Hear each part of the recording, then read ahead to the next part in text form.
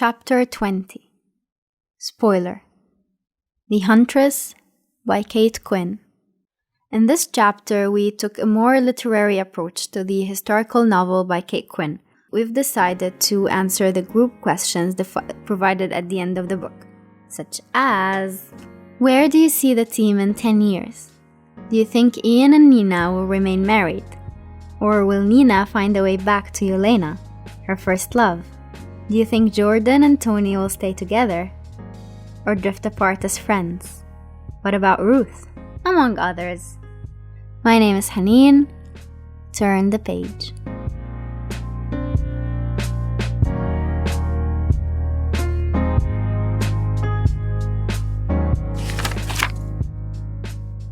Welcome to another chapter of Between the Pages. I'm your host Nesma. And I'm Haneen. And we're here today with a spoiler chapter for The Huntress by Kate Quinn. We're gonna answer a couple questions about the plot. They were at the back of the book. Mm-hmm. It's titled Reading Group Questions, and we thought there were very interesting things to answer. And easier to organize. Yeah. Jinx. Yeah. So, first question is, Ian states that the life of a Nazi hunter is about patience, boredom, and fact-checking, not high-speed glamour and action. Do you agree with him? What perceptions did you have about Nazi hunters? The answer to the first question is whether or not we agree with him is I personally do agree with him. That I don't.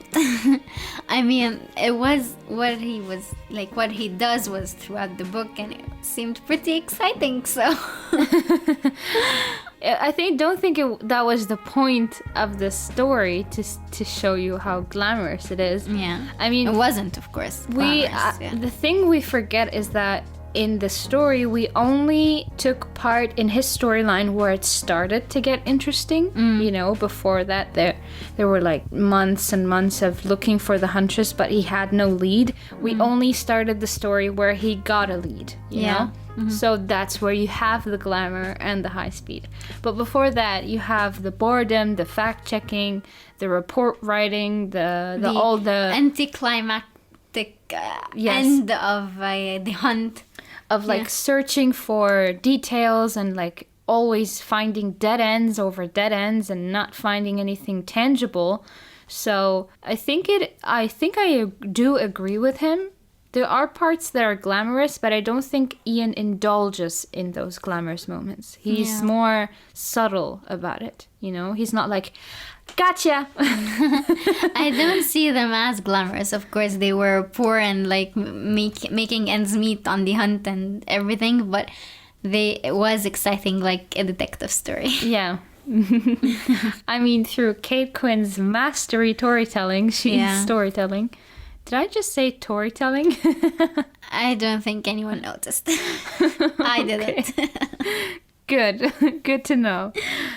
Second question is, what preconceptions did you have about Nazi hunters? None? None. I didn't know they existed, or I didn't watch those movies that had Nazi hunters in them. I didn't think about it. I mean, I didn't, like you said, I didn't know they were a thing, so wasn't really... Or maybe there was this one movie by Quentin Tarantino, The Inglourious Bastards. There were... Nazi hunters and Jew hunter and it's actually on my Netflix list. You must watch it. I haven't watched it yet. It's a masterpiece. You have to watch it. Is Brad Pitt in it? I think I saw him on the cover. Yeah, Brad Pitt. Yeah. And I mean, then I have to watch it. Solely for that purpose. All right. I mean, moving on. Okay. Jordan's drive to become a photographer clashes with the expectations of her father and almost everyone else she knows. That she will marry her high school boyfriend, work in the family business, and relegate picture snapping to a hobby. How have expectations of career versus marriage changed from women since 1950s? I mean, of course, they changed a lot. They definitely changed. Right now, we have the concept of getting married doesn't mean that you can't work or build a career. Yeah, definitely. There is this possibility in not a possibility, it's a thing, it's a choice now, whether you just want to be at home yeah. like work. I guess in... Another plane! Oh my god, I just felt like Nina is flying over our heads. Bye-bye, Rosalka. Bye-bye, little Rosalka. Fly away into the horizon.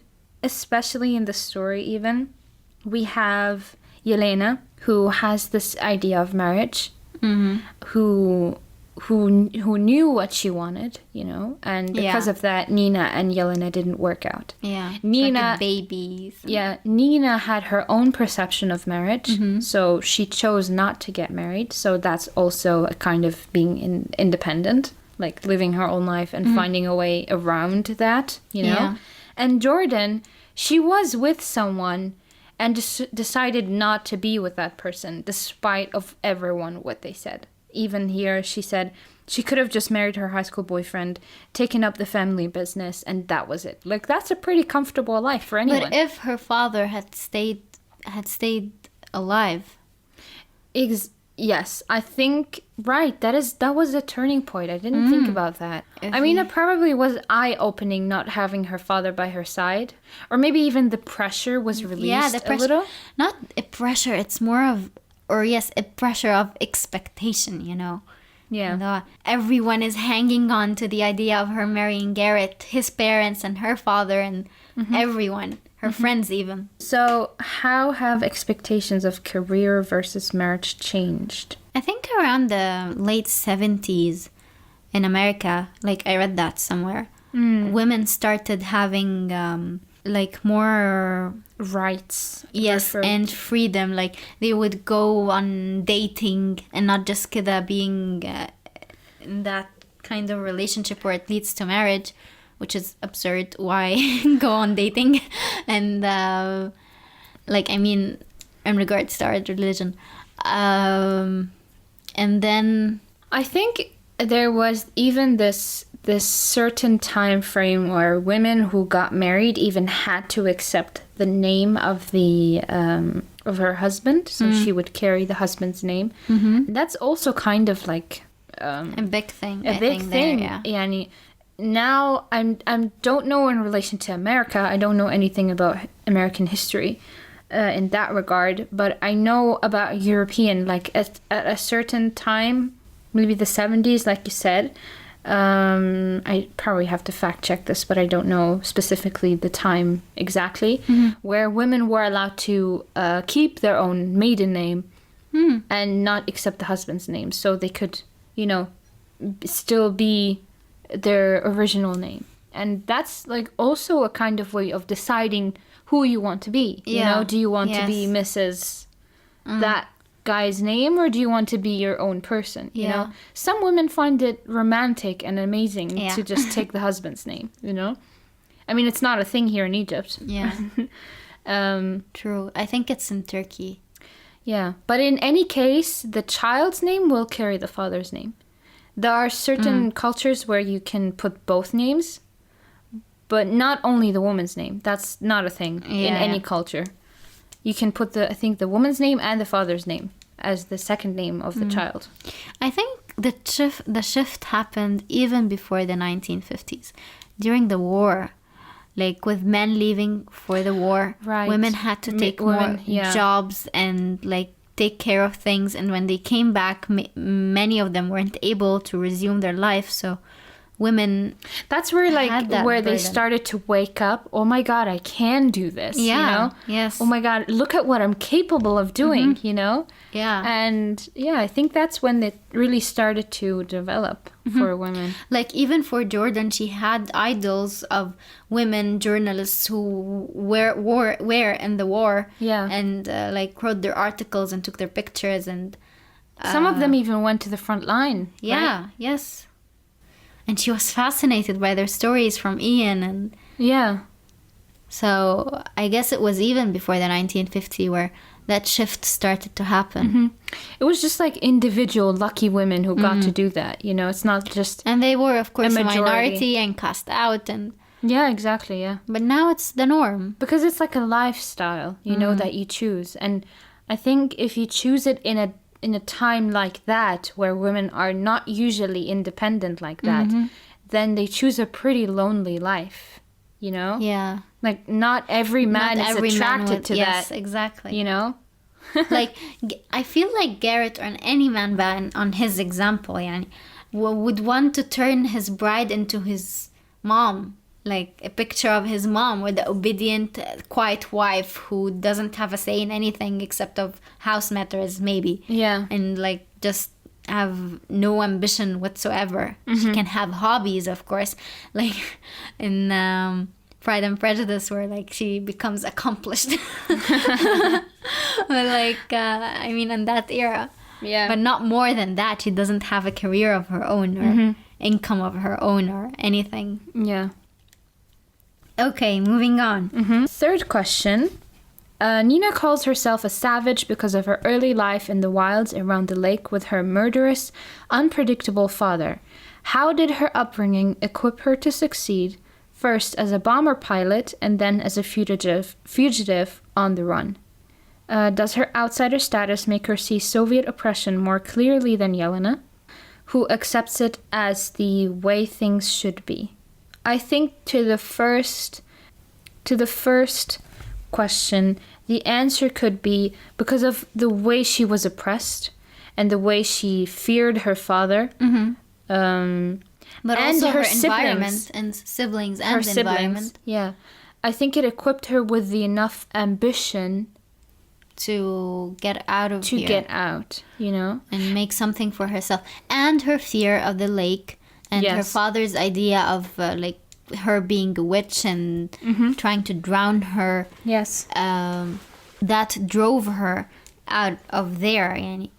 And in her harsh environment helped her as a fugitive. She was basically in a less harsh environment in the forests of sort of the West. So yeah, that helped her survive, basically. Exactly. And I think she was a pretty strong character, you know? And if she hadn't been a strong character, I think she would have like broken and like been very quiet person and let her father like do anything to her, whatever he like wanted to do at the moment, like hit her or whatever. Yeah. Yeah. She was lucky to have a group and a team that believe in her and lift her. Like they educated her on things and helped her see things in a different way than she was brought up or her father's idea of the world. And one of them, of course, was Helena. And I always thought Helena, as she didn't accept things as they were. She hoped they would get better. She believed they would get better because she's idealistic. She came across to me as that, yani.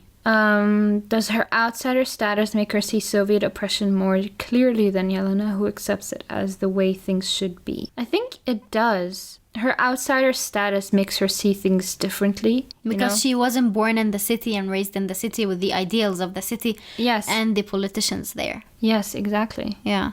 She has different view of things. It might be more negative, but it's More realistic. More realistic, definitely. Yeah. I mean, the pessimistic way is always the way to go. I loved throughout the novel that no one can trump a Russian's misery. Like, Yes. they had it bad. If you thought he had it bad, they had it worse. So, yeah, that also throughout the novel came across as funny, I guess. All right, next question. When Jordan first brings up suspicions about her stepmother at Thanksgiving. at Thanksgiving, her theories are quashed by Annalisa's plausible explanations. Did you believe Annalisa's story at Thanksgiving or Jordan's instinct? When did you realize that Jordan's stepmother and the Aegerin were one and the same? I think we figured it out pretty early on because Yes. if it wasn't her, who was it going to be? Yeah. You know? Look, at a moment, I thought it was Nina. Like, for a Tiny moment. Yeah. Yeah. Later on, when they had her under their nose and they didn't figure out it was her. Yeah. Yeah. I mean, Nina was you can suspect her. Why? Because she was there when Seb was killed. Yeah. So she might have just made up something to get herself out of it. Yeah. But then again, how is Jordan relevant as a character? Why do we have Jordan's chapters? Except if she was... Is connected to the Huntress. Yes. Because other than that, Jordan is not relevant in any kind of sense. You know? Yeah. She's and to there. help Ruth, of course, Annie. Yes. Her purpose, So, in a way, it's quite As a character, obvious. This is actually, interestingly enough, this was one of the things that I didn't quite enjoy. The way I figured it out very soon from the beginning. From the beginning, when she was at the kitchen sink and she was like, "You hunt," and she took that picture, I knew it was her. Yeah. And it was, I don't know, it was, I thought it was going to take me longer to figure out, and I would have loved it if it would have been prolonged. I think someone who doesn't really pay attention to details, I think it might slip away from them. Then they will have like an aha moment throughout the story. Oh, so it is her. I was still in like chapter 2 or 3, and you had already told me that Anneliese is the Jägerin. And I think I wasn't really invested in the story still to see all the signs. But when you told me that Anneliese is the Jägerin, actually all the signs and all, they were there. They were so obvious. I'm like, wow, can we just get it over with? I already know it's her. But I mean, maybe this is something the author did on purpose. You know, those stories that are in third person like this one. It's very helpful for the reader to know something the character doesn't know.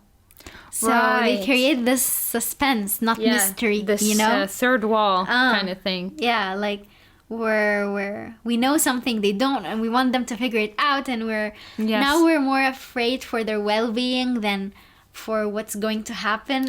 Right, because we already have this knowledge of her killing these 12 children, right? 6, sorry. Yeah. I just doubled them. I killed 6 more children. No, she killed 6 children just like out of the goodness of her heart, I guess. And we know the what she did to Seb and all that.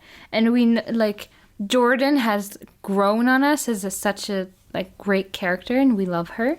I loved her ambition and her dreams. They were so relatable, you know, as a... Yes. Like, we just, like, finished college and, you know, we're on the verge of starting our lives and, like, accomplishing our dreams and, yeah. And the way she took it with, like, over the summer, I'm going to do this and that. And she actually accomplished her goal, and she had the talent. And I loved how she was so courageous, you know? Even with the moment with Garrett, she just broke up with him so cold-heartedly. Yeah, No, not cold-heartedly. It was like, I don't logical. know. I mean... There was one sentence that she said, is like, is it love or is it habit? I'm like, ouch. Girl, way to break someone's heart. I mean, he didn't love her. Like, yeah, he didn't. She wasn't kida. Yeah, she was an accessory to him. It's like it's like a step in his life. Get a wife, have her at home, but you know. Yep. All right. Moving on. The ends justify the means. Ian disagrees strongly, maintaining he will not use violence to pursue war criminals.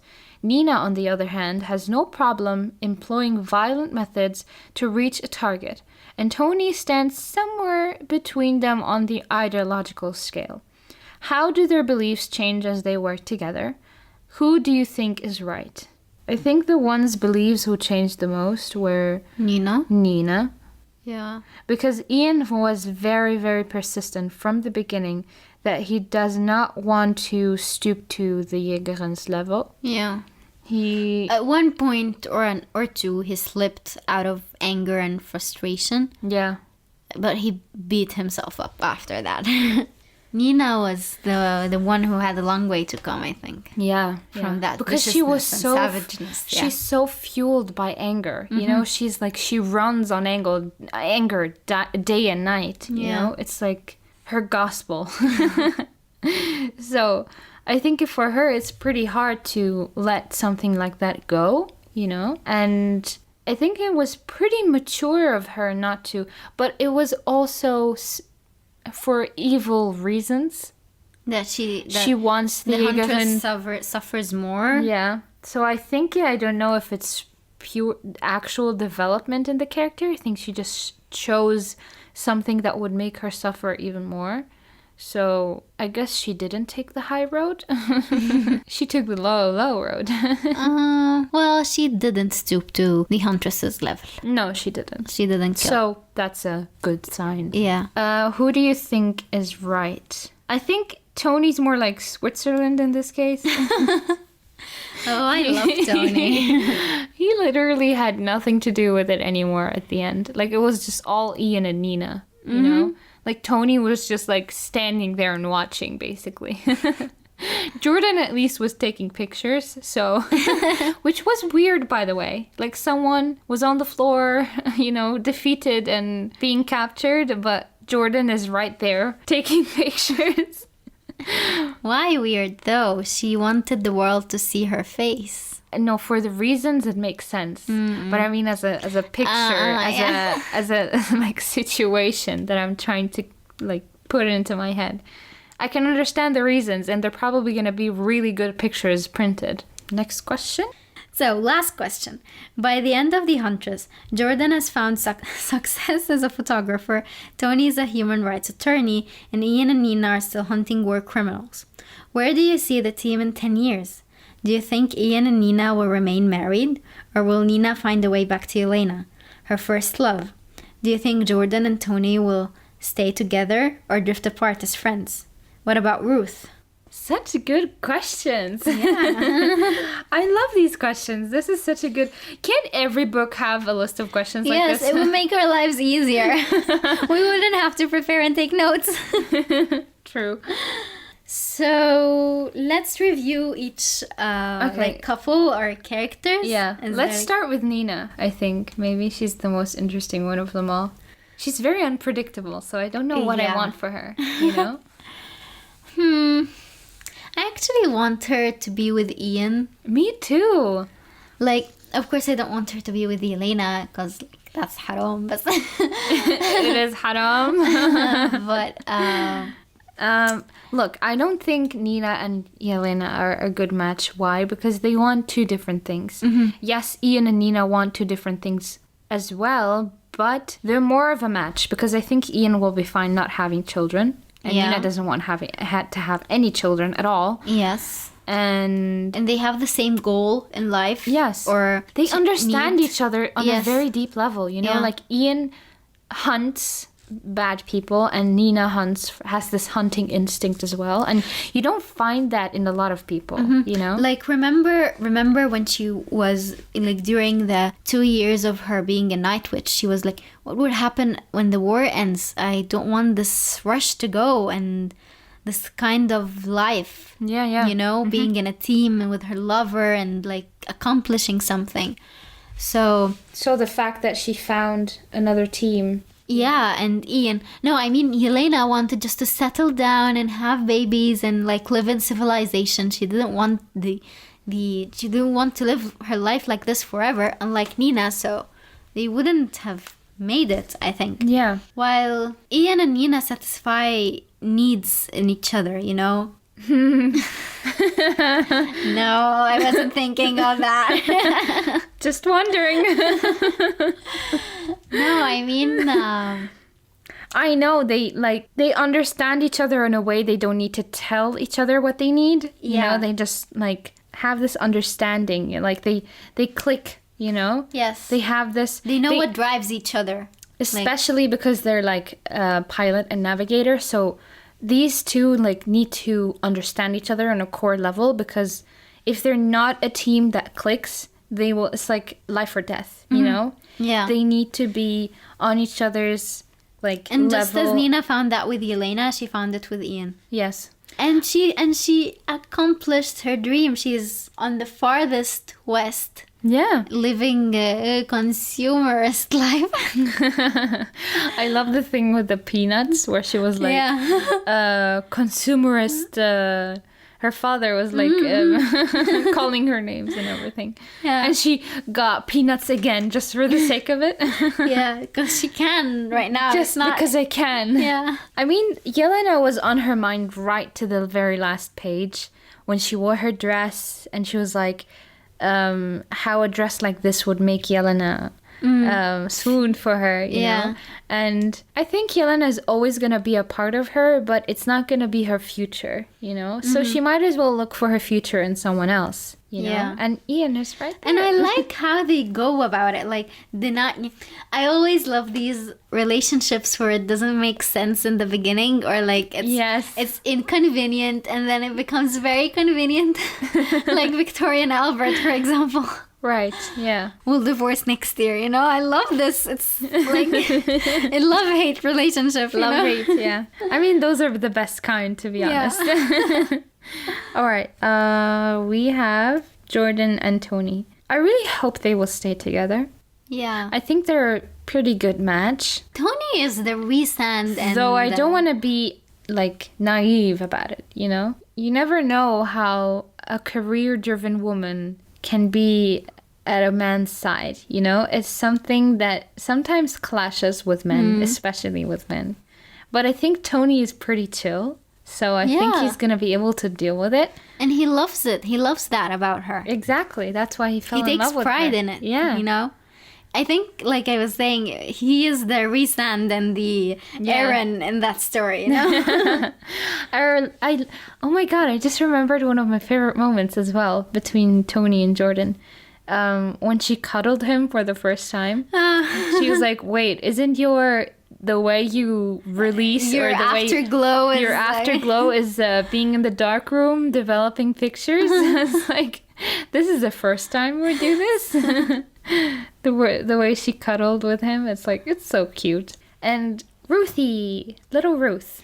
Ruth. God, there's so much that could happen with this girl. I think she's gonna, like, especially because she's still so young, I think Jordan will have, like, an influence on her with this kind of being ambitious. And aspiring what she dreams. And yes, so I think Ruth, whatever her dreams are in life, I think Jordan is gonna really help her pursue those dreams. I think she will become a famous violinist.